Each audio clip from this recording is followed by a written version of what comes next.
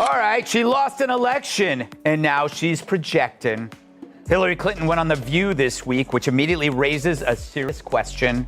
What's the weight capacity for that stage? But you'll never guess what she talked about. Her love of gardening, the things she does to stay healthy, how much she adores catching and cooking stray kittens. Nah, it was Donald Trump, as expected. But it's like I always tell Taylor Swift, girl, you gotta move on. Seriously, Trump doesn't just live in Hillary's brain. He's built a 500-unit condo with in-unit laundry and a rooftop lounge. Political giants like Hillary Clinton are never really safe. With blistering sarcasm and unflinching honesty, he pierces the shiny armor of political play, revealing the real Hillary behind the surface. When all the smirks, polished smiles, and well-crafted one-liners are taken away, the only thing left is the undiluted, raw version of her power persona. From the historic foreign policy blunders to the notorious email catastrophes, nothing eludes his satirical scalpel. He examines her legacy with a mischievous smirk and a well-timed remark that lands like a firecracker. This is not a light comment. This deconstruction is funny. The audience does more than laugh. They erupted in disbelief as the remains of her reputation smolder under the glaring lights. Registered voters said any Republican would be better than President Biden, prompting one woman to legally change her name to NE Republican.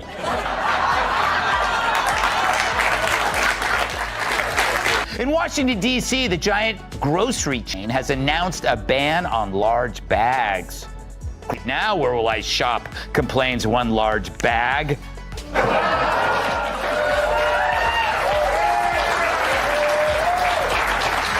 If you're loving this takedown, don't forget to hit the bell and subscribe button for more of these explosive moments. Now picture it, rolling out of bed, stretching like a king or queen, sipping that expensive Starbucks espresso, and then thinking, you know what? Hillary Clinton's expertise is desperately needed by the globe. Of all, nothing better than advice from someone who has spent more time avoiding difficulties than a raccoon fleeing down a trash-filled alley under a flickering streetlight than a yell of unity and healing. The irony is almost poetic. Poetry with a hint of political déjà vu is the kind of thinking that simultaneously makes you laugh, groan, and go for your coffee because, deep down, you know the absurdity writes itself. Clinton argues Joe should be, quote, direct and forceful, end quote, against Trump in the CNN debate. Yeah, direct and forceful, just like the noose I put around Epstein's neck. If I did it. Exactly on cue, Greg Gutfeld hurled the wrecking ball with the intensity of a late-night downpour. This was not your average roast. It was a full-scale disaster film, performed live on stage. With its linguistic lightning, explosive laughter, and total lack of hesitation, think of it as a Category 5 cyclone of scorn. The man turned political critique into performance art by fusing chaos and sensuality in a way that only he could. It was funny, like a bulldozer blasting through a glass factory. A noisy, annoying, and inevitable sight. But we shouldn't make a snap judgment just yet. With laser-like precision, an outrageous flair that left the crowd gasping between fits of laughter, Greg was more than happy to ruin Hillary's reputation. Hillary was still the center of attention. Warning signals that you were gonna lose? Well, too bad you didn't bother to visit the states you ended up losing, you potato shine bag. What would he even be worse now? I think that he'd be even worse now. Yeah. Because he was somewhat restrained, believe it or not, in the first by people who he hired because he thought they would go along with. Gleaming under the stage lights. And precisely on cue, Greg Gutfeld unleashed the wrecking ball in the middle of the night with the force of a downpour. This was not your average roast. It was a full-scale disaster film, performed live on stage.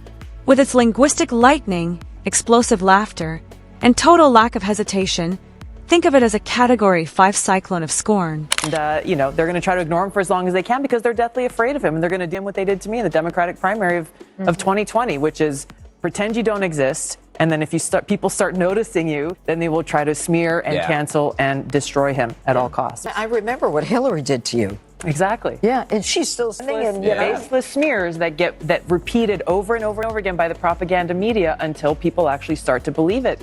The man turned political critique into performance art by fusing chaos and sensuality in a way that only he could. It was funny, like a bulldozer blasting through a glass factory. A noisy, annoying, and inevitable sight. But we shouldn't make a snap judgment just yet. With the stage lights beaming brilliantly on her, Hillary remained the focus of attention. Greg was more than happy to ruin her reputation, and he did it with laser-like precision and a preposterous flair that had the audience gasping in between fits of laughter. But let's take a step back and invite Hillary to return to those infamous days, when basements were utilized to host covert email servers. Hillary, what will happen if Trump is reelected? Which is odd because Hillary's an expert on not getting elected. I wondered, does she think it would end our country as we know it? I think it would be the end of our country and know it. And I don't say that lightly. You know, I hated losing. And I especially hated losing to him because I had seen so many warning signals. Benghazi was just another name on a map. Furthermore, removing wasn't as easy as pressing a button. In essence, it was a way of life. Deleting 30,000 emails in less time than a teenager rushing to erase all of their chat history before their parents arrive is the epitome of openness. It was the most prominent case of digital disappearance of the decade. It would make magicians jealous. The enigma deepened, and the firestorm intensified with every message that was destroyed. Lefties always get all the commencement addresses, and they love to spout their opinions on award shows because there's no journalist there that will ask them a question. And the reason why, and he's the perfect example, none of their opinions are actually real. They are all... And by the time it was all over, it was more than just the emails. It is related to the audacity. Integrity was not lacking. For all time, it has been kept underclassified. Greg made sure the crowd would remember it forever. Greg wasted no time at all. His eyes gleamed with pure mischief, like the political equivalent of slipping Mentos in a bottle of Diet Coke and waiting for the mayhem to start. But this time the explosion wasn't carbonated. Party's pocket since Hillary stopped having sex. That's like decades. Yeah. Losing the union endorsement is like P. Diddy running out of baby oil. There's a whole lot of friction ahead. When Teamsters polled their members about the Dems' new candidate, Cackles Hillary's painstakingly crafted legacy was on full display in front of an audience. Each sarcastic comment exploded like a comedy-wrapped truth bomb, delivered with the timing and precision that only Gutfeld could deliver. With a seamless rhythm, he dismantled decades of Clinton brand PR hype as casually as opening a bag of chips. Flavor of the day, scandal, sour cream, and complete delusion. The crowd was spellbound. Laughter rang like thunder across the room as Greg peeled back layer after layer of political polish until only the raw irony was left to shine. Julianne Smith, a Clinton policy advisor, that the unclassified Durham report refers to as Policy Advisor 1. And this woman, look how happy she is. She's like, I got away with everything. I nailed it. And then Obama made me the liaison to NATO. I mean, not Obama, Biden. Like, I continue to get employed by these people because all I do is sit around and do the illicit bidding of my... It was a wave of seismic shock. How did Hillary respond? By embarking on the most extensive post-election tour in history, which was replete with book deals, accusations, and several justifications. From sexism to Wi-Fi problems, from Macedonian bloggers to Russian bots, she blamed everything except the mirror. More than just pointing out the justifications, Greg took them all apart, mocking every weak argument, recycled talking point, and humiliating press conference breakdown. Is wild. This is Hillary Clinton in like 2008, and Hillary Clinton saying some wild mash. Tell people to come out of the shadows. If they've committed a crime, dump them, no questions asked, they're gone. She's a Republican. If they've been working, are law-abiding, we should say, here are the conditions for you staying. You have to pay a stiff fine because you came here illegally. You have to pay back taxes, and you have to try to learn English, and you have to wait in line. Wait in line. You have to wait in line. You couldn't believe that. When he broke her spin, it was like seeing a kid at Chuck E. Cheese with endless tokens. Another was the Clinton Foundation. What is the gleaming memorial to? Kindness, transparency, or just a family company passing itself off as charitable? Millions poured in. However, it didn't appear to improve the planet for some reason. Could this be a coincidence? No. Greg launched into the topic like a youngster unwrapping a hypocritically marked gift. With every new finding, his grin widened. Is the original election denier. I'm sure you voted for her in 2016. Was not an election denier. She absolutely was the OG election denier. She, first of all, she came out before the sun risen to concede the election to Trump. And then spent the next 4 years saying he was illegitimate. He reminded the audience that rather than sounding like brave leadership, Hillary's pricey Wall Street speeches sounded more like a weary salesman reading from a cue card encrusted with diamonds. 6 figures to lull bankers to sleep. Politics was a bedtime story for billionaires.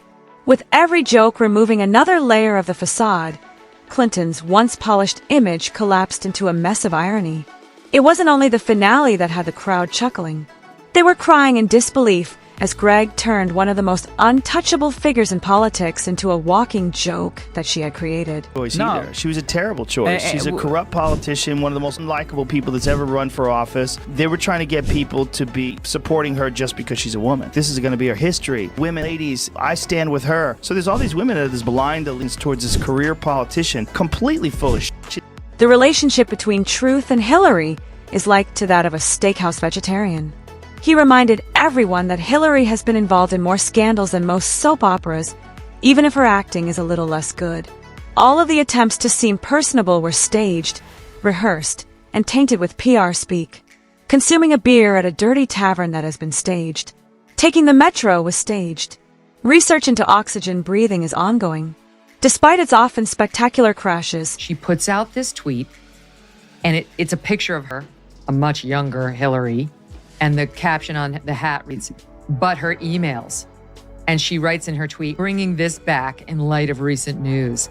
Get a limited But Her Emails hat and support Onward Together groups to strengthen our democracy." The nerve of this woman to have committed federal crimes and to have gotten off because James Comey didn't have the spine. maybe she doesn't get the message, since she's the loudest person in the room. In terms of political drama, Hillary is more than simply the tea server. It's difficult to ignore, too harsh and soaked.